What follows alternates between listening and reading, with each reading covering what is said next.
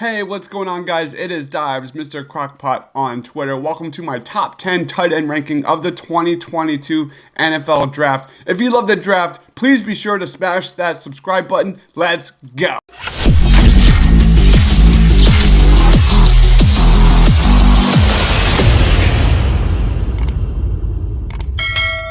Coming in number 10 in my rankings is Chig Okeke out of Maryland. No tight end turned more heads than Okeke, even though he was the smallest tight end at this year's combine. His 4'5", 240 and 35.5-inch vert at a stocky 6'2" and 238 pounds was really impressive. There is no question that this was one of the best workouts of the group. Per NFL Media's Peter Schrager, he's interviewed really well during the combine and made a huge impression on scouts. This is a prospect who comes off the snap quick, low, and hard. He runs low and accelerates quickly with smooth body control, reliable hands, and natural ball skills. Chig is a tight end prospect with run after the catch upside, as well as being a terror in the open field. This is a guy who came into the process as a developmental prospect, possibly even undrafted free agent, but now he has generated enough buzz to be a possible day 3 selection. Let's watch the highlights. That second investigation is complete.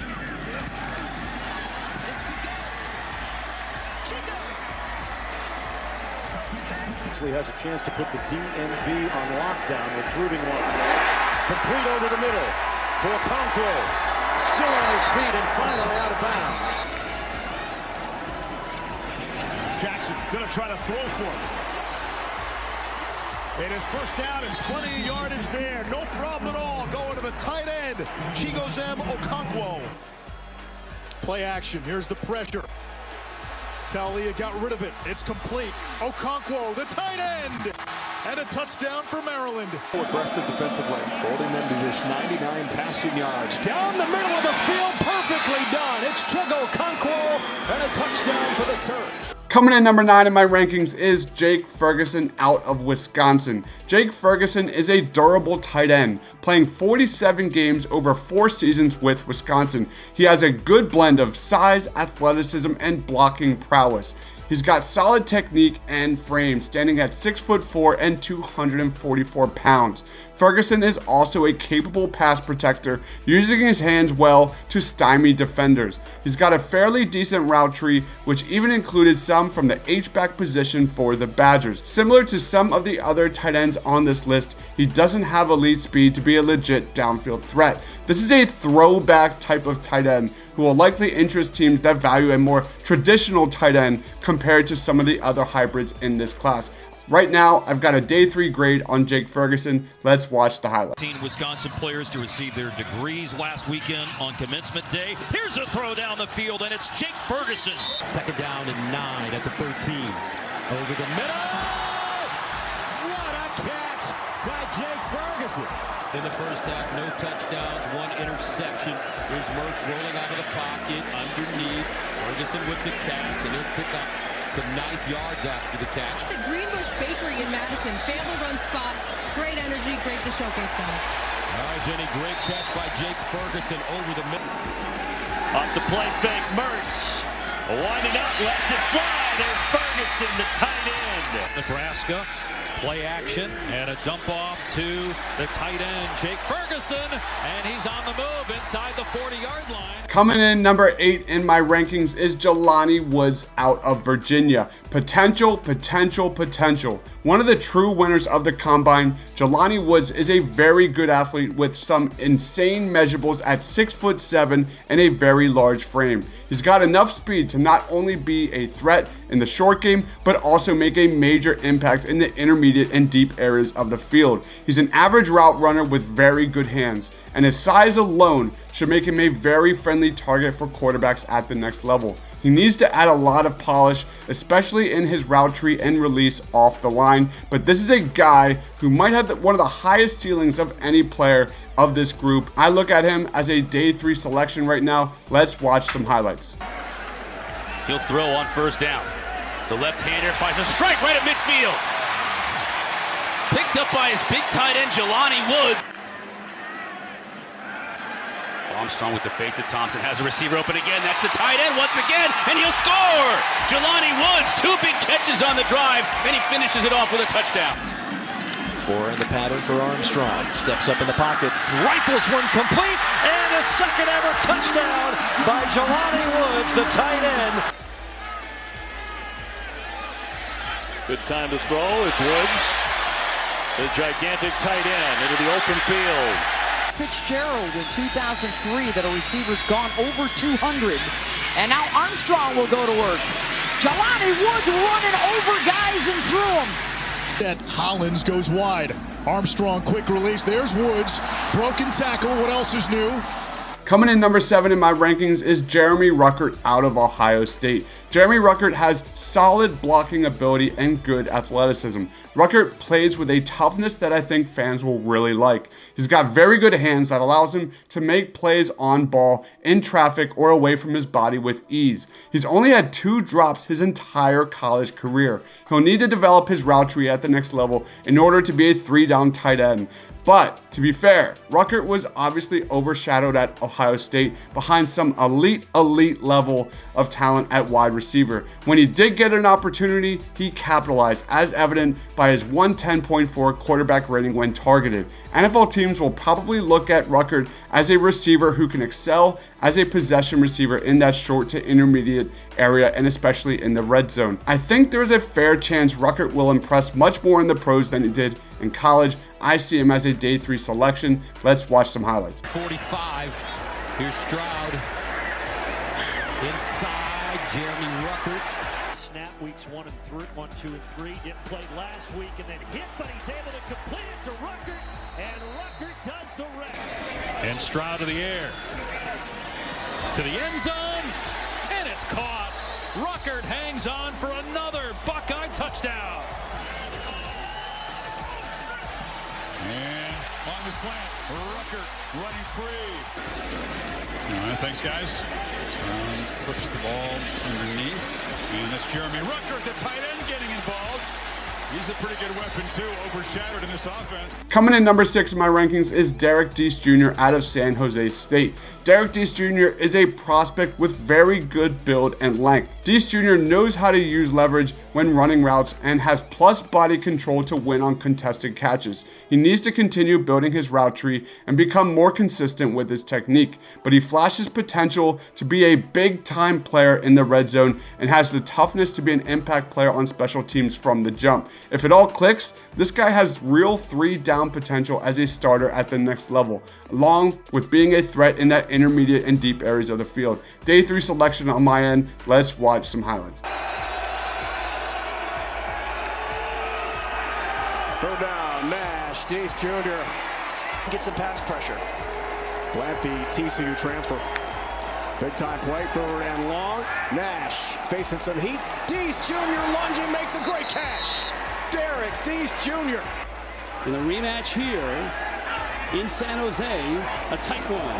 Diez catches in stride, on his feet, makes a man miss, out of bounds at the 14-yard line. This on the ground if they can. That snap on the ground. Nash backpedaling, firing for Diez, who makes the catch at the 40. That's a 1st down. This could be a huge turning point in the game if he gets some points. Nash rolling right. On the run to Derrick Diez in the end zone. It's a TD.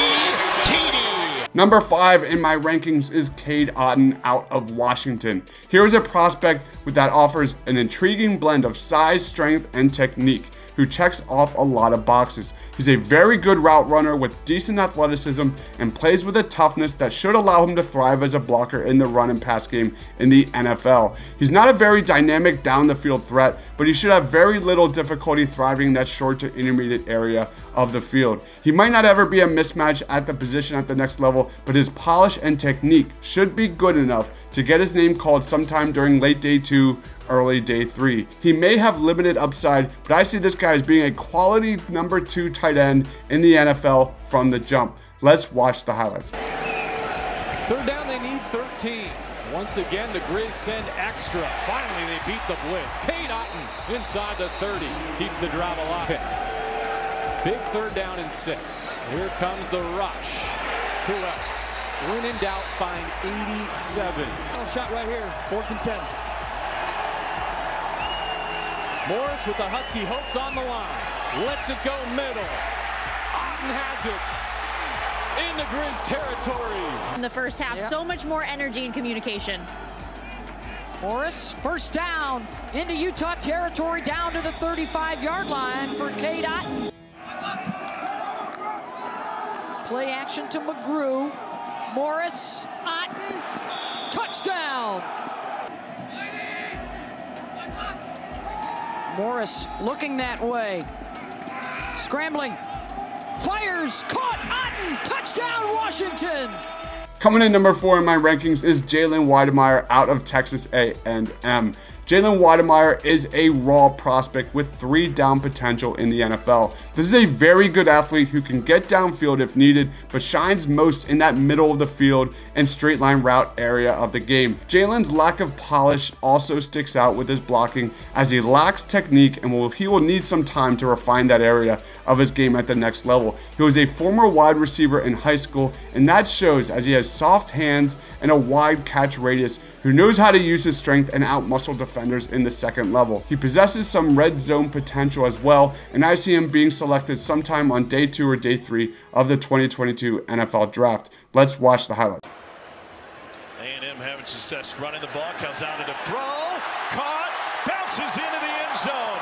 Jalen Wademeyer with a Texas A&M touchdown. Play fake, throw down the middle again. It's Wademeyer on the run. Wademeyer still going inside the 30 and down to the 27. They show pressure. Here it comes. And they drop others back. Now corner, end zone, touchdown, Jalen Wademeyer. In the NFL has got to be going crazy right now. Calzada takes pressure and delivers the ball to Wademeyer. Tackle, that matchup has been bothering them, and Green is doing a good job in buying enough time to finally get the ball. Calling plays with 4 downs. Calzada throws into some traffic, and he stuck it in there to Wademeyer. Coming in number 3 in my rankings is Isaiah Likely out of Coastal Carolina. Isaiah Likely is a versatile prospect who could be moved all around the formation for an NFL offense. During his time with Coastal Carolina, he played as an H-back, inline tight end, slot receiver, and outside receiver. Likely is a solid athlete and willing blocker who has excellent strength and can make defenders miss with the ball in his hands. He's a bit raw and will need to build up his technique at the next level, especially with letting go of blocks for way too long. Other than technique though, Isaiah is above the average to very good in pretty much all facets of his game. He's pretty balanced, with his biggest skill thriving in open space. I've got a rounds 2 to 4 grade on Isaiah Likely. Let's watch some highlights.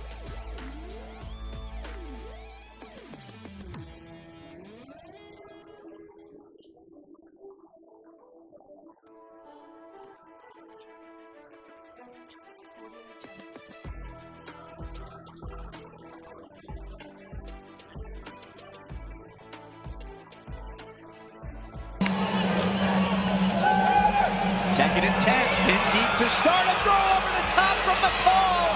Off to the races on just their second snap of the day. And Coastal Carolina tight end Isaiah Likely goes 99 yards. Highlight the bottom of your screen. McCall flings to the back of the end zone. Coastal Carolina's Isaiah Likely has done it again. Just so good. Look at this. He throws it up. 2 defenders, goes up and gets it at its highest point. Coming in number 2 in my rankings is Greg Dulcich out of UCLA. Dulcich is a twitchy prospect with a ton of production coming out of UCLA. He's not an elite route runner, but he's got very good bursts and potential getting yards after the catch. He needs to add weight and strength, but he's got upside to be a solid starter in the NFL. He most likely projects as a number 2 tight end early on, but will need some time to refine his polish as a route runner and blocker in the run game. With some further seasoning at the next level, this guy could be an impact player on all 3 levels of a passing attack. This guy is really interesting, and I think all NFL draft fans should know about Greg Dulcich. Day 2 prospect in my mind. Let's watch some highlights. Hundreds of times in the summer and get it done. Bruins go back to work on offense, and Greg Dulcich, the tight end, has all kinds of room. Makes a move down the sideline, inside the 10. He is all the way in. Touchdown. ETR to the end zone. Dulcich is the inbounds. He is. on 3rd and 9. A twist up front, picked up, giving him time to heave for Dulcich. He's got it. Greg Dulcich into SC territory. Thompson Robinson facing pressure, finds Dulcich, beating it, making a cut. He is inside the 5. Looking Charbonnet, no. Going to Dulcich. And UCLA has the first down and more. Then we get to number 1 in my rankings, and that is Trey McBride. Trey McBride is a good route runner and receiver at the tight end position who wins on polish rather than flash. He's a strong athlete with good foot quickness and wiggle. He doesn't have elite long speed, but he has good body control and knows how to adjust to the ball and make contested catches. He's a very good blocker in the run game with really good technique, which shows consistently on tape during his time at Colorado State. He has above average release off the line of scrimmage and doesn't offer much after the catch, but he's a future quarterback's best friend with his sure hands in traffic and plus versatility to line up as a receiver anywhere on the field. I've got a day 2 grade for Trey McBride. Let's watch some highlights. 2 weeks of the season. Rams' most explosive weapon is down. Dante Wright. McBride. Oh, he caught it. Foot was down. That's a catch. 2nd down and 11. Centeio throws to the inside. 2nd time they've done this with a tight end, McBride, and it pays off in a big way here as he hurdles his way on a run. Centeio has been terrific. Fires again. Caught. McBride to the 15. Goodness. He's on the defensive side of the ball. Centeio, the offense. Fake the end around. Centeio keeps McBride. Catches. Trey McBride, big pickup. First down. Fake the QB draw. Throwing instead to McBride, who's got it. Trey McBride trying to drag tackles toward the goal line. That is my top 10 tight ends in the 2022 NFL Draft. Do you agree or disagree? Comment down below or message me on Twitter at Mr. Crockpot. For anything NFL Draft, please be sure to lock down and subscribe here to the Painted Lines. Thank you everyone for watching. Stay awesome, everyone.